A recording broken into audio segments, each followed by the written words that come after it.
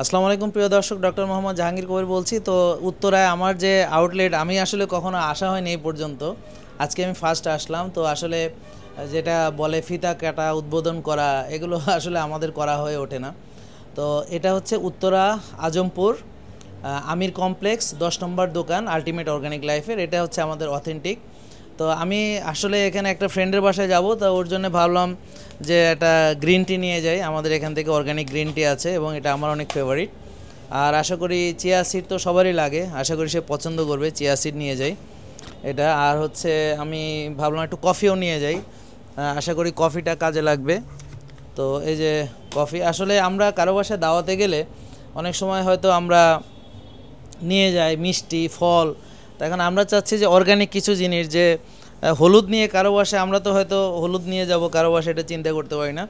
তা এবং আমার মনে হয় এই যে এই জিনিসগুলো একটা ভালো, আমরা কোথাও দাওয়াতে গেলে যেমন একটু যদি আমরা ভালো অর্গানিক কফি বিন কাউকে দেই, হ্যাঁ, বা গ্রিন টি কাউকে দেই, বা কাউকে অর্গানিক চিয়া সিড দেই, বা একটু হলুদ দেই, আমার মনে হয় তারা অনেক খুশি হবে।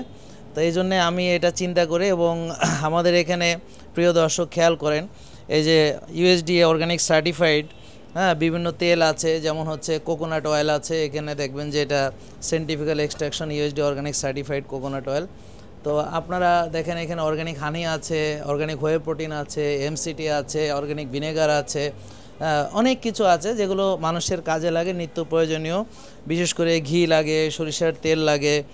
তো এগুলো অর্গানিকটা আমরা অনেক সময় পাই না, তো আমাদের এখানে অর্গানিকগুলো আছে। আপনারা বিশেষ করে উত্তরায় যারা আছে ট্রাই করবেন, আশা করি আপনাদের এটা উপকারে লাগবে। এবং আমরা চাই যে ফিউচারে আমরা ঢাকাতে আরও অন্যান্য জায়গায় আমাদের এই আউটলেটগুলো আমরা এক্সপান্ড করব ইনশাল্লাহ। তো গাজীপুরে অলরেডি আছে, বোর্ডবাজারে, মিরপুরে 10 নম্বরে আছে, হ্যাঁ, আরও অনেক জায়গায় আমরা ইনশাল্লাহ, আপনারা দোয়া করেন যদি ম্যান পাওয়ার হয় দিব। তো আসলে ওইভাবে আমরা যেতে পারি না কোথাও। তো আজকে ইনফ্যাক্ট দাওয়াত থাকাতে ভাবলাম কিছু জিনিস ফ্রেন্ডদের জন্য নিয়ে যাই।